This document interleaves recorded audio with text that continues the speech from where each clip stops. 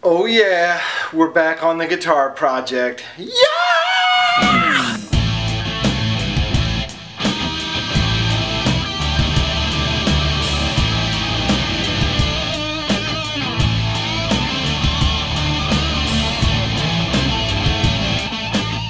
I've been trying to make sure that my blade is parallel with my miter slots, and through all the measuring and all the headaches and this little indicator over here trying to make it work, and this caliper here trying to make it work, it's really difficult. And what I found does work, old school feeler gauges. I think I have about 4 thousandths difference from there to there. We're tighter here against this rail than we are back there by about 3 or 4 thousandths, which isn't much. So I'm trying to equate that visually. So what I'm doing is putting the old square right up against the rail there, and then measuring. This is a machinist scale, graduated in 64ths of an inch. And I'm trying to get you in as close as I can because this camera can actually see better than I can. And I'm showing 33 and a half 64ths right there.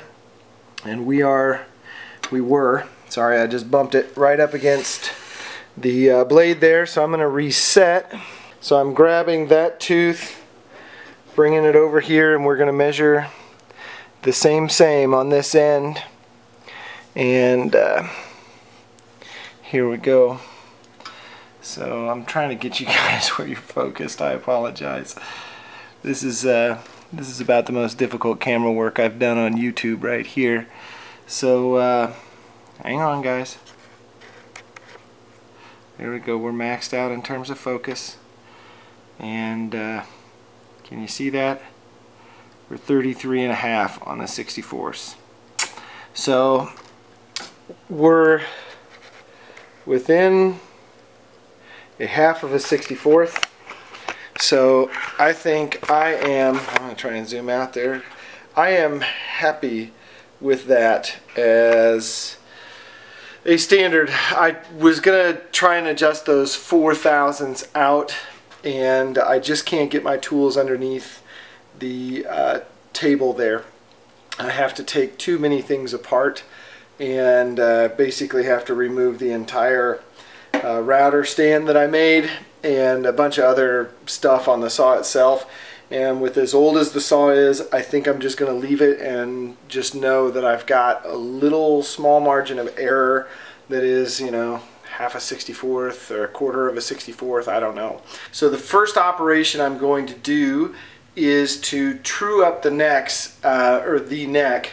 I guess I could get the other one out and start working on it as well, and I may do that. But I noticed that the neck that I'm working with here, the first one, doesn't have any twist to it, so it's still straight, which is good. That's why we bought the wood we did, is the grain was real straight. This is candidate 1, and it's candidate 1 because of the discoloration right there. And the wavy grain. I don't know if you can see the wavy gravy there, but it kind of starts waving once it gets into the old headstock. The neck itself is pretty sweet. But anyway, one of these sides is nice and perpendicular and the other is not. It's out of wonkiness. So we're going to true up both sides, and I'm going to use this as a flat face because when I stuck it down to my table saw's table, it did appear to be very level, very true. So we're going to go with that, and we'll learn lessons if it doesn't work.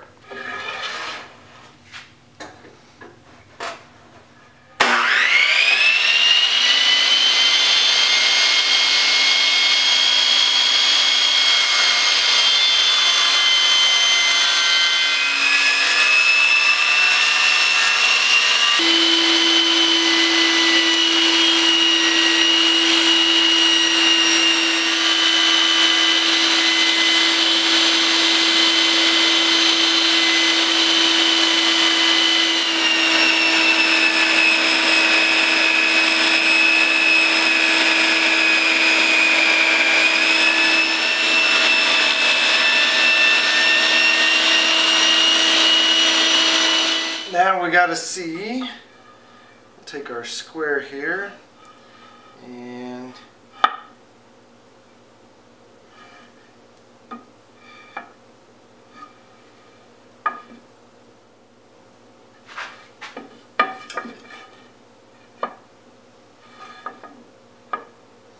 we're dead on that side. Today I've invited a special guest into the garage here. It's our Kramer, not our, it is my Kramer, and I'm taking some measurements off of it. So our first measurement here is at the nut, and we're actually measuring the width of the neck at this point, and then the width of the neck at the 24th fret. The scale of the guitar I'm building is actually going to be a Gibson scale. So this is a Fender scale. How do you explain that? The distance from here to the end of the strings on a Fender is like 25.5 inches, and the distance on a Gibson is 24 3/4. So this guitar will actually be slightly shorter than this guitar that I'm taking measurements off of. But I like the way this neck plays, and so I'm copying some of the characteristics of that and applying it to our Gibson scale. This piece of wood had an imperfection in it here on the side, and I thought we were going to be able to cut our way through there, and we did partially. And this is thicker here than it is here. So we've got kind of a pie shape, and I thought about sending this through the joiner on a little bit of an angle to take off, let's call it, you know, a thick piece here, tapering down to 0 at the other end. But after some investigation, we put our little scale up here, and I can actually get 2 1/4. I can actually get 2 1/2 to fit before we get into this piece. So I think I'm just going to roll with this. I've got to mark it all out because of course that taper down the neck goes all the way to the end, so I got to make sure that if I start here that I can cut out that imperfection and still be okay. If not, what I'll do is I'll taper from here down to here, and then I will leave this perfectly straight. So not many people do them that way, but this is what I call the warm-up or the junk guitar. So that's how we're going to do it. Now I just got to connect the dots from here down to the other end, and we'll tailor them out all the way to the end of the board there and see what we got. It's going to be a problem, okay? Here we have our mark right there. You could just barely see it, and then we come down here, and I've got sorry there guys, I'm still working on the focus on this guy. Not real good at it. My fingernails are really dirty, but that's okay. We all work out in the garage, right? So you can see how that gap is doing its thing, and we'll be out of gap before we're out of board. So that kind of stinks. If we come over to the other side here, and I'll try and bring you guys along. Sorry, it's hard to hold the old camera there and do this at the same time. So there's our mark there, and if you sort of extend that all the way out, it looks like that side may actually work, but problem being I just don't think we're gonna make it, guys. So I probably am gonna have to go a straight cut on this guy on the you know, on that end, which isn't the end of the world. That's okay. Really the only thing that needs to taper is the fretboard. It just makes it a little more complicated in terms of the cut, but hey, you know, that's what we're all about here in Greg's Garage. In case anyone hasn't figured this out, I do really like this Kramer. One of my favorite all-time guitars, both that I've owned and that I've played, and there's a great story that goes with it that I will tell someday about how this guitar got away and how I got it back. So anyhow, what you can see, the lighter colored wood is the neck through, obviously, but there's a lot of guys who are probably watching this that don't know a lot about guitar construction. But what you can see is there's actually a shoulder of that neck through after the fretboard continues out. So I think what I'm going to do is I'm going to cut a first cut on our blank here that is only so deep, you know. Whatever our depth is here, I'm going to guess that's right around 1/8 of an inch deep. Right here, you know, before the fretboard goes on, about 1/8 of an inch, maybe a little bit more, 3/16. I'll go ahead and make that cut all the way down the neck. So we'll start at the tip down there, cut her all the way, and it'll come off the side of the blank somewhere, and that's okay. But then I'll have a really good indication of where that neck needs to go, and that's great.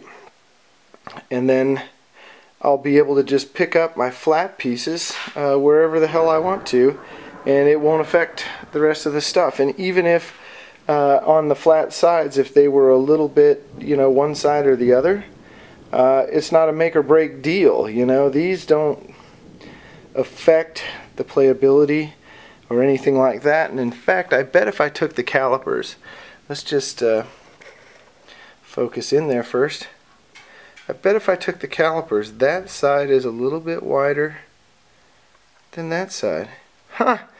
We're doing a little detective work here, guys. So there we go.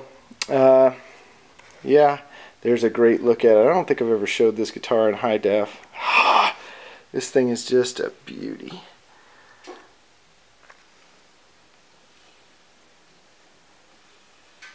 I really hope you all don't get sick of my ramblings here about all the numbers and everything, but there are probably a few guitar builders out there who are like me, where they're going to start and they won't know all the answers before they start. So I'm kind of bringing you through my thought process a little bit. What I did was I marked out the 24th fret. It's at, on the Gibson 25 3/4 scale, it's 8 562 thousandths. 18 562, and that's 18 9/16. So anyway, we marked out the 24th fret. I know I want to come 3/8 of an inch beyond, or 12/32s beyond the 24th fret, because as you see, the 24th fret sits here, and then you have to leave a little extra because the fret has to have something to sit into on both ends. You don't want it to just snap off there. So 3/8 of an inch is appropriate. So what I'm going to do is cut a slot here so that we start to pick up this relief like that. And I don't know what depth that's going to wind up, but we're going to start by copying the Kramer, and the Kramer is 5/32 inch deep. So we're going to cut a 5/32 inch deep slot on this magical mark back here, and we'll leave it just a little bit long just in case some of the math isn't right, so you know, making sure we don't fail right out of the box here. I'm using the old school method of try before you buy, and I don't know if you guys can read those numbers there, but we're just a tick over 432s and on the way to 532s, so I'm going to leave a little bit to the imagination there and leave it just a little shy of 5/32, but I think we're much better off damaging this piece of this particle board than we are our nice expensive Sapele. I'm just going to go ahead and hog out, I kind of drew a little squiggly mark on the top there, hog out that whole top, and then we'll have that piece done while we have nice and level on two ends. So let's see if we can fire up the saw and get her going here.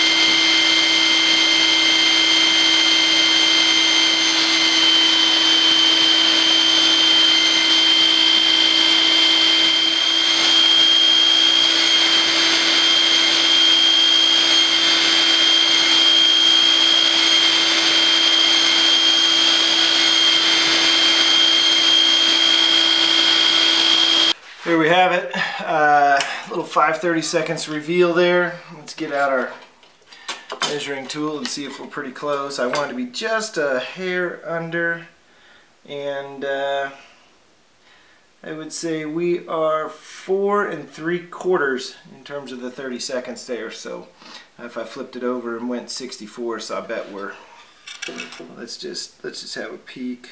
Yeah, we're a little over 9/64 there. So got a couple little stragglers there. We can sand that down, plane it down, and then I'll catch this end here some other day. That should be off the back of the guitar. I don't know. Like I said, we still haven't got it designed. You can see one little snafu here in the end. That happened when we were doing the old bandsaw, I think, yeah. But I think the guitar body is actually going to be a little thinner than that, so I'll wind up carving off some of that bottom as well. So I think we're going to leave it there for today. I was going to do the slot for the truss rod, but I think I'll leave that for another day. Don't let your meatloaf